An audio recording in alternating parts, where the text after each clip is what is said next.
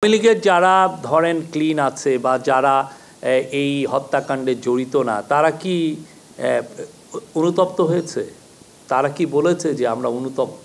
বাংলাদেশে যতদিন না তারা ক্ষমা চাচ্ছে, যতদিন না তাদের এই লিডারশিপকে ট্রায়ালের মধ্যে আনা হচ্ছে এবং তাদের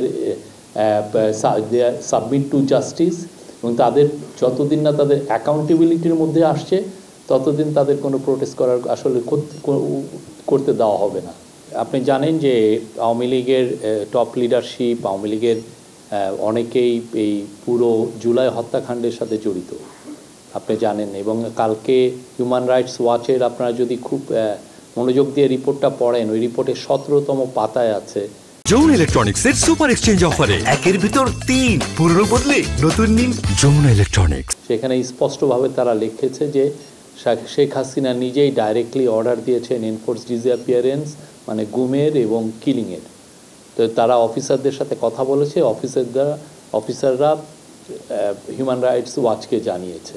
তো যেই পার্টি দেখেন এত বড় একটা হত্যাকাণ্ড হলো বাংলাদেশের ইতিহাসে, একদম আপনার আমার চোখের সামনে দিয়ে বাচ্চা বাচ্চা ছেলে মেয়েদেরকে খুন করা হলো, এবং অনেক কত শশ ছেলে চোখের অন্ধ হয়ে গেছে, অনেকে সারা জীবনের জন্য ক্রিপল হয়ে গেছে।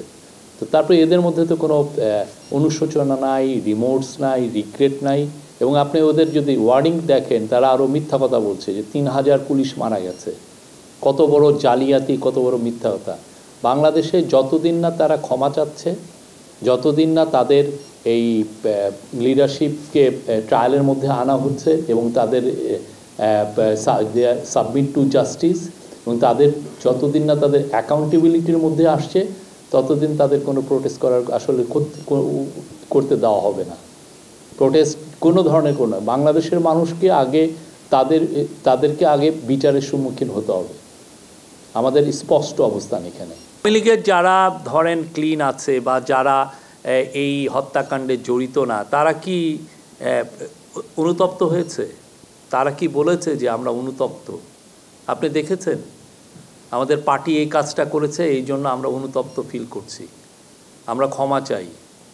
এটা তো মানে আপনি কিলিংগুলো দেখেন, আপনি 71টা শিশুকে তারা মেরেছে, মানে হেলিকপ্টার দিয়ে আপনি উপরে যাচ্ছেন, হেলিকপ্টার দিয়ে আপনাকে মারছে। আওয়ামী লীগ তাদের পার্টির সম্পদ না হলে আওয়ামী লীগের কে এসে বলছে যে আমি হাসিনার লিডারশিপ মানি না, আমি একটা ক্লিন লিডারশিপ চাই? কে এসে অনুতপ্ত হচ্ছে?